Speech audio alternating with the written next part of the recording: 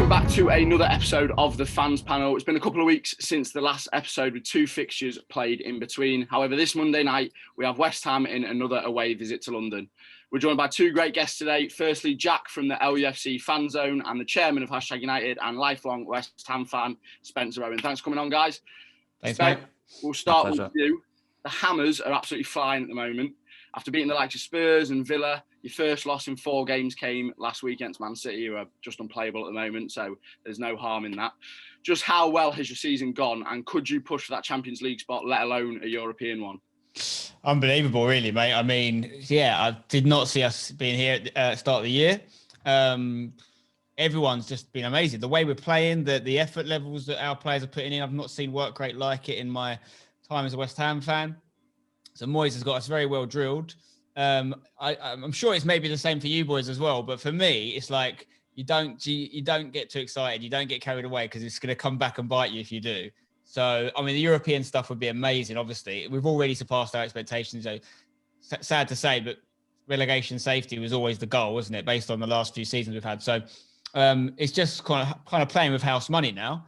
Can we do it? I think if you look at it, maybe you guys give me your opinion as outsiders, but objectively, I think, like, if you just look at the numbers, like, we can do it, like, based on the way we've been playing, the teams we've got results against, the way other teams are playing, crucially, around us. People are dropping points left, right and centre. Leicester have come undone a little bit.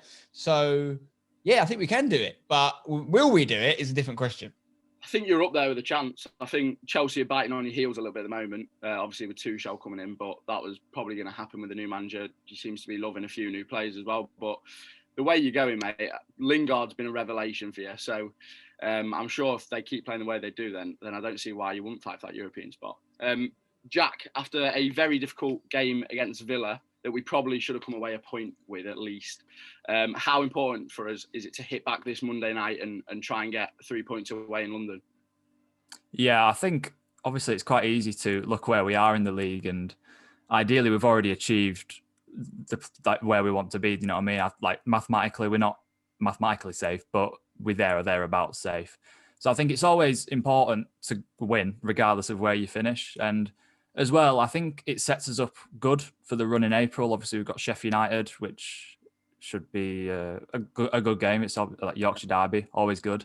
And then we've got the tough run of City, who, like Spencer and you said, are unplayable at the moment, and Liverpool, who are off form, but the Liverpool are the champions on merit, and Manchester United as well. So I think it's important that we go into that set of games on good form as well. And I mean, look, West Ham are a good team. The home record this season definitely shows that. They're only second to City, which, you know, City, once again, are in a league of their own. And correct me if I'm wrong here, Spencer, but is Randolph a bit of a maybe at this point? Because I saw Fabianski was injured, but is Randolph a bit of a touch and go at this point? That's news to me, and it's bad news if that's true, because, I mean, I think actually, if you look at the City game, we might Fabianski might have saved 1 or maybe even 2 of those goals. Like, I'm not necessarily a massive believer in XG, but if you look at the XG, we actually had a higher XG than them. So basically, that's telling me their chances weren't premium. I mean, if I remember the goals, like John Stones, pretty good chance. Yeah. It was just we had a lot of players in the box, and I think the XG means that kind of thinks there's a chance of it being blocked. But yeah, basically, without Fabianski, we are not the same team. Even with Randolph, who I don't think is awful, but you look at what we were last year. I don't know if you guys remember when we lost Fabianski, we brought Roberto in. Yeah. And that was literally why we were in a relegation battle. As soon as Moyes, but crucially, Fabianski came back, our results just picked up massively. So if Fabianski's out, it's a massive benefit to you guys for sure. And you're the sort of team that could probably have quite a lot of chances against us as well. So, you know, Randolph or whomever, if it's not Randolph, you know, it's going to be Martin. I don't know who it's going to be in goal. We're going to potentially struggle. You say about, obviously, Randolph making a difference on Saturday. Maybe that first goal where Ruben Diaz scores a header, if you've got Fabianski and maybe he commands the box and tries to come out and collect it, you're right. So, yeah definitely going in our favour if Fabianski isn't starting. Jack, another player that's always a huge loss to our club is obviously Calvin. This time through injury and the tragic passing of his granny Val, who will be dearly missed by everyone at the club, obviously. We're not 100% sure if he will be back for Monday. If he is back, could that be a massive boost for us and give us the first 3 points in London since 2017, which obviously isn't a very good record. It's a curse that seems to hang over Ellen Road and Leeds United at the moment. But how can we get rid of that? And could Calvin lead us to that? Yeah, that London curse is starting to drag on a bit now, isn't it? It's getting to the point where we need to win in London now. But yeah, Calvin's great, isn't he? He's an England international on merit. And for me, I think he's genuinely the glue between that defence and midfield, the transition. We're a different team without Calvin. And I don't think I'm too wrong in saying that.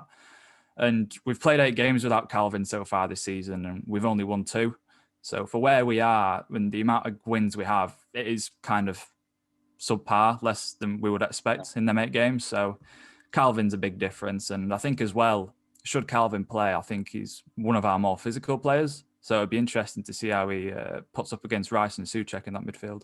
Thing which is something a bit different this season, and it seems to have added to both dressing rooms massively, is the dynamics and the atmosphere that the players seem to have with each other.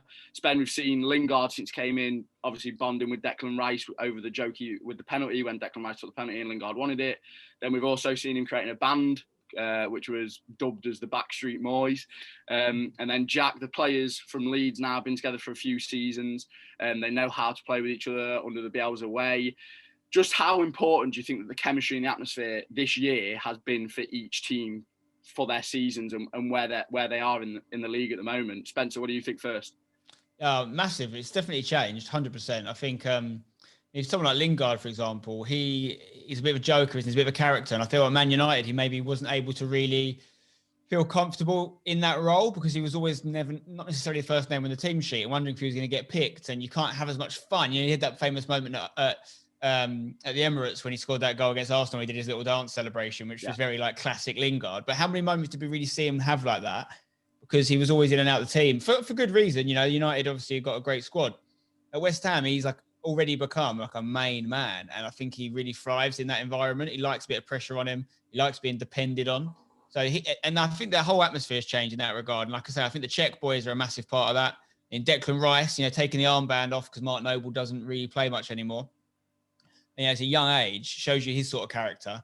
These guys coming through has been massive for us. But even like people that have been around the team a bit longer seem to have found a second gear, like Ogbonna, for example, we've had for quite some time now. And I've always rated him, but he's in his best year by miles. People like Cresswell seem to have picked up a little bit, especially when we play the back 3 or back 5 and he's one of the centre-backs. He seems to like that role. And then people like Dawson, who's a new player, I did not think that was a good signing. I'll hold my hands up and say I was a relegated side. Never really, in my opinion, I've never really seen him like thrive before. And I don't know what it is. I don't know what Moyes saw him, or it's just a nice marriage of playing styles, but he's just a different beast at West Ham now. So there's definitely something going right for sure. Jack, what do you think with the Leeds dressing room? Yeah, I think from a fan's point of view anyway, it was evident to see, obviously you don't have that close connection to the players. But from the Amazon documentary, like I said, you could see how tight the players were. And I think it helps as well that since Marcelo came in, we've got a smaller squad now, which means the players are more tight-knit. And I think from the promotion from last year, the ups of promotion and even the downs of losing to Derby in the playoff, I think it only makes you a stronger team. And for me, I think the epitome of the togetherness was after the Southampton game, when they had that T-shirt printed for Granny Val. Yeah. And they obviously took a photo and paid respect, which I thought was a fantastic thing to do.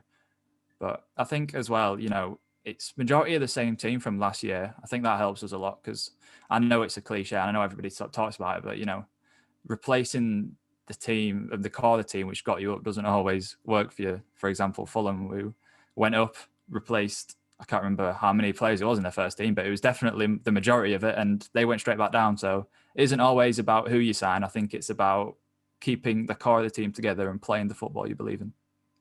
Like you say, because the past 2 seasons, the team's been quite similar. They've been through trials and tribulations, and you tend to bond more as a team, don't you, when you're going through that sort of things, definitely.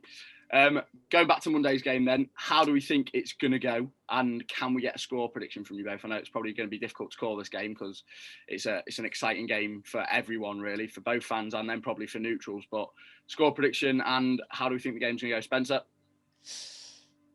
normally I'm an eternal pessimist of West Ham, but I'm trying to look at this objectively, and I think we won the away fixture. Yeah. You guys took the lead, but we got a couple of goals. Late goal from Bonner. Bonner's going to be out as well. We are missing quite a few. Bonner's going to be out. Yarmolenko's still out. Masiaku's out for the season. So and maybe Fabianski by the sounds of things as well. Yeah. So we're definitely not full strength, which I think plays a part. The difference this year that we've done for the first time I can remember is, and I'm not saying this Leeds game is one of them, but we've won the games we're expected to win. Normally, we've always been quite good against the big teams. Generally, every season we'll have one upset where we beat a Tottenham or a Leicester, a big team now, I guess, but United or an Arsenal or someone. But this year, what we've been doing, which we don't usually do, is we've been beating the West Broms and the Palaces and the teams we're supposed to beat, in our opinion at least.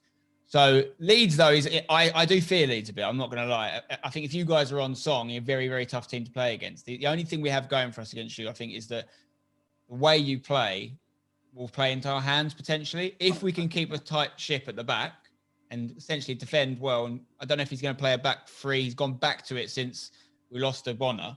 So I did against City anyway, but that's City, anyone could play a back three centre-backs against City and still concede. But if we can absorb the pressure, which inevitably will be there, and hit you on the break, and Antonio's doing his bits, Lingard's doing his bits, we'll have a chance, I think. I'm going to predict us to win, but that's not... I think any one of the three results could happen, and I wouldn't be surprised to see you guys get the victory at all. But I'm gonna try and be optimistic because of what we're trying to do here and the European places. So I'm gonna say a 2-1 win, same result again as the last time. Jack, what do you think? Yeah, I think there's going to be goals in this game. Obviously, Leeds have scored a lot. I think it's 43 to be precise. West Ham got 40, so they're not far behind us at all. I think for Leeds, our main thing to look out for, I think, once again, is Souček. He scored from, was it the header? Yeah, it was header. Was it 2 headers? Yeah, it was. And like Spencer said, he is a great player. He's a great midfielder. I think he's one of them all-round midfielders you'd love to have in your team. But I think set pieces have let us down a little bit this season. And I think West Ham, me personally, I associate West Ham with a physical team who are quite dominant in the air and want to bully you about a little bit, with all due respect. So I think that's where we need to look out for him particularly, and just keep a bit closer to the man. So predictions, it'll be a tough game. West Ham are a good team. They're on, well, they are near the top. He's 4th at the moment. We're currently 4th. I mean, I don't know if we're going to hold on to that much longer, but 4th. If we can stay top 6, I'll be happy. Yeah, well, look, I think it'll be a good game. I hate to mention it, but I think it always comes into account because it's a mentality thing as well. London, I think that'll work against us. But I think once we get that win in London, I think it'll be a big weight off our shoulders. But prediction, I'm gonna go with a draw. A bit boring, but I think both teams are going to go at each other, and I think it'll be a very interesting game for the neutral, and as well as all Leeds and West Ham fans as well. You've only drawn twice this season, haven't you? You haven't drawn much. Yeah, no, we don't draw. We don't draw. Drawing's boring. Yeah, you got the fact that we're at home. Like in previous years, what didn't really mean much, like because there's a bit of animosity at the stadium, obviously, and our home form has improved, I think, as a result of not having fans, which is sad to say. And obviously, we want fans back, but it's working for us at the moment. So that will help, I think. Yeah, but it'll be a good game. I think it'll be a good game. I think don't read too much into the league table. Just interesting mix of two playing styles, and we'll see who comes out on top. Rafinha scares me, by the way. What a player he is. Yeah, I know. He's been a revelation for us. You've had Craig. You say Craig Dawson's been a revelation to complete different players. Yeah. But yeah, the way Rafinha's took to English football is like a duck to water, really, isn't it? He's been class. That's what you did well in the transfer window as well. You just kind of picked a few players to come in, and they seem to have done well, and you haven't had to reinvent it. You didn't get Ben White, but you found, what's his name, centre-back Llorente, is it? You got it instead? The German guy as well. Yeah. German guy, Yeah, you did well. Good purchasing, I'd say, from Leeds. And I think you guys will appreciate it, but maybe people of other clubs don't. But it's not easy what you've done. Come up from the Prem, not to the Championship, not change that many players, really. And also play a game where you take the game to opponents. Yeah. We've seen teams come up before. I remember Blackpool when they came up and they were trying to play this great way. And for 3 months, it was amazing. It just didn't work. As much as they tried, generally, if you want to stay up after season the Championship, you've got to defend your way to safety. And you haven't done that. So there's a reason you're the highest of any of the teams that have come up, and you're doing great. And I've got a lot of time for Leeds. But hopefully on Monday, West Ham get the win. The rest of it, I hope you guys do well. Yeah, no, definitely. Like you say, we've come to the Premier League and held our own more than anything against top teams. Like we managed to get a draw against Man City. You say we don't have many draws, but we drew with Man City, one of the teams. And obviously, like Jack mentioned earlier, with the run coming up in April, it's now that we need to get these points on the board for that month, because there's some tough games in there. But as always, a very exciting fixture for Leeds, along with a testing one against a team who are currently flying under the wings of a fantastic manager this season. Can we end the curse in London this Monday, or will it be the Backstreet Boys, and will they have something to say about it? Spencer and Jack, thank you very much for coming on. It's been a pleasure. Great chat as always. And yeah, let's look forward to the game this Monday. Cheers, guys. Thank you. Thanks, mate. Cheers.